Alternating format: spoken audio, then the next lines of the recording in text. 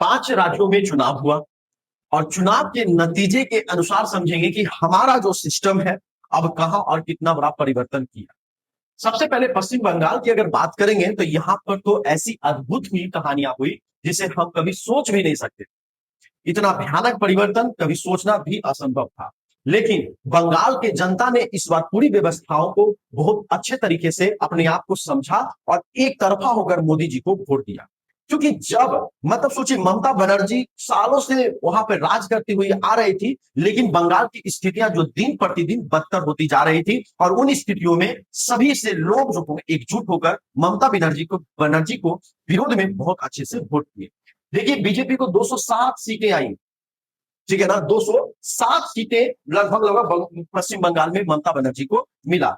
उसके बाद तमिलनाडु में बोल सकते हैं कि एक बिल्कुल असंभव परिवर्तन आया। जो टीवी की एक पार्टी जो विजय जी जो है जो एक्टर है, इनको एक अलग समर्थन मिला जनता का। और जनता का समर्थन लेने का सबसे मुख्य मुद्दा हो जाता है पैसा का डिस्ट्रीब्यूशन, जो कि हमारा चुनाव के लिए बहुत ही खराब है, चाहे वो बीजेपी करे चाहे वो कोई भी पार्टी करे। अब आ जाइए केरल। केरल में आपको राहुल गांधी को बहुत अच्छा सीट मिला है 97, एलडीएफ को 35, एनडीए को 3 और अन्य को 5। ठीक है ना। उसके बाद फिर असम तो कह ही नहीं सकते भाई, असम तो एक तरफा राज इनका है। बंगाल मतलब 50-50 हम लोग सोच रहे थे, लेकिन असम में हम लोग कंफर्म थे कि हेमंत बिस्व शर्मा जी को बिल्कुल एकदम एक तरफा रहेगा। और यहाँ पर पांडेचेरी की अगर बात करेंगे तो यहाँ पर भी एनडीए को बहुत अच्छा बढ़त है यहाँ पर, यानी 3 राज्यों में एनडीए का सरकार बन रहा है और 2 राज्यों में यानी केरल और यहाँ पर एनडीए का कोई मतलब नहीं है। लेकिन कहने का मतलब यह है कि भाई यहाँ पर जो बीजेपी का यानी बंगाल जैसे राज्यों में बीजेपी का एंट्री इतना भयानक होगा ये कभी कोई सोचा ही नहीं था।